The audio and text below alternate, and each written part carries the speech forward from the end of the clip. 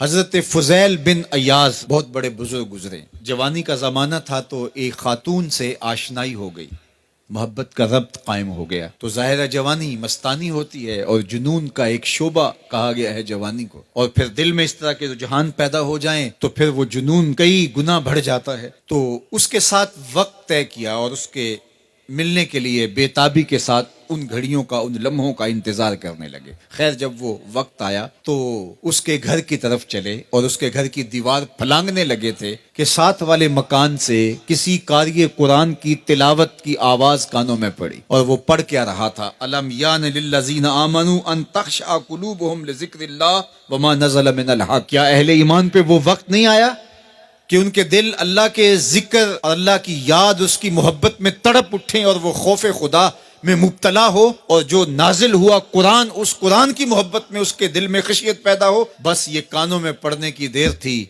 کہ دوبارہ گلی میں چھلانگ لگائی اور کہا میرے اوپر وہ وقت آ گیا ہے، اور جنگلوں کو روتے ہوئے نکلے. اور حضرت فضیل بن ایاز پھر ولیوں کے امام قرار پائے.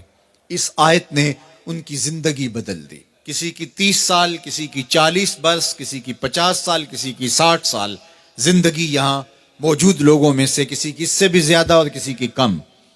اس آیت کریمہ کو ذرا اپنے اوپر وارد کریں تو اللہ ہمیں نصیب کر دے کہ ہمارے دل تیرے خوف سے کانپ اٹھے اور تیری خشیت سے ہمارے دل لرز اٹھیں، اور قرآن کے ساتھ ہمارا ربط مضبوط اور مستحکم ہو جائے، اور ہم یہ اقرار کرتے ہوئے تیرے حضور حاضر ہو جائیں، مالک وہ وقت آ گیا ہے کہ ہمارے دل تیری یاد سے، تیری محبت سے، تیرے پیار سے مالا مال ہو گئے، اور اپنی باقی زندگی ہم تیرے پیار میں، تیری محبت میں اور تیری یاد میں بسر کریں گے.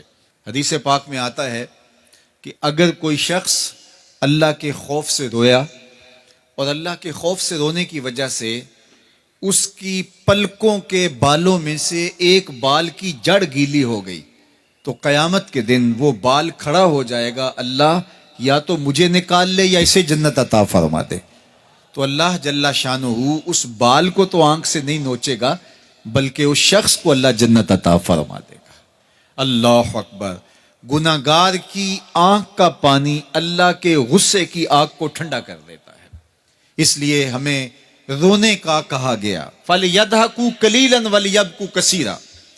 اللہ اکبر. ارشاد فرمایا کہ تھوڑا ہنسا کرو، زیادہ رویا کرو. صحابہ کو ہنستے ہوئے دیکھا تو آقا کریم علیہ السلام نے فرمایا کہ تمہارے تک اللہ کی امان نہیں پہنچی اور تم ہنس رہے ہو. عرض کی حضور اس کا کفارہ؟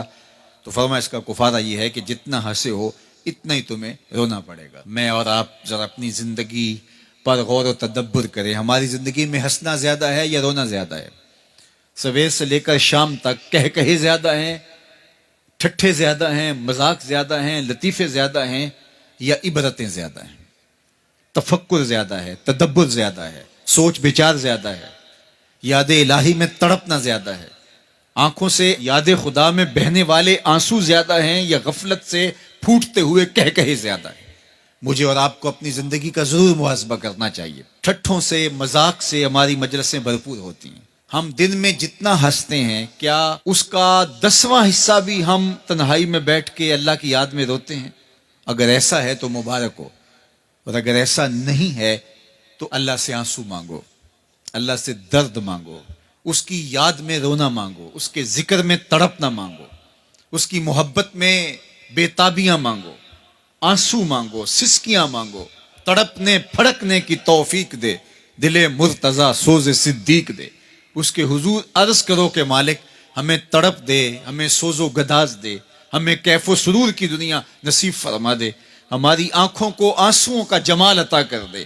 اور اگر ہماری آنکھوں میں آنسو نہیں ہیں، ہمارے پاس کہے ہیں، کہتے ہیں جو ہنستا ہوا گناہ کرے گا وہ روتا ہوا جہنم میں جائے گا، اور جس نے یہاں دکھ سہے، تکلیفیں سہی، آلام سہے، اس کے بدلے میں اللہ تعالیٰ اس کو وہاں راحتیں عطا فرمائے گا. فرمایا کہ مومن کے پاؤں میں کانٹا بھی چبھے تو اللہ جل شانہ اس کا صلہ بھی اس کو قیامت کے دن عطا فرمائے گا. تو یہ جو تفکرات ہیں، یہ جو دکھ آتے ہیں، یہ جو تکلیفیں آتی ہیں، مصائب آتے ہیں، مشکلات آتی ہیں، اذیتیں ہمیں پہنچتی ہیں، تو اس پر صبر کرنا چاہیے اور اللہ کا شکر ادا کرنا چاہیے کہ ہم ان مصائب سے گزر رہے ہیں، ان مشکلوں سے گزر رہے ہیں. اور اگر کسی شخص کی زندگی میں دکھ ہے ہی نہیں، سکھ ہی سکھ ہیں، تو پھر وہ سمجھے کہ وہ فتنے میں مبتلا ہے. اس لیے زندگی کے اندر یہ آنے والی تکلیفیں، زندگی میں ملنے والے دکھ، اذیتیں، یہ اللہ تعالیٰ کی طرف سے ہمارے اوپر ایک انعام ہے، اور اللہ تعالیٰ جل شانہ اس کے بدلے میں ہمیں آخرت میں صلہ عطا فرمانے والا ہے. تو فرمایا رجل ذکر اللہ خالیا ففاضت عیناہ، وہ شخص جس نے تنہائی میں بیٹھ کے اللہ کا ذکر کیا، اللہ کو یاد کیا، اور پھر کیا ہوا؟ فرمایا اس کی آنکھوں سے آنسو ٹپکنے لگے.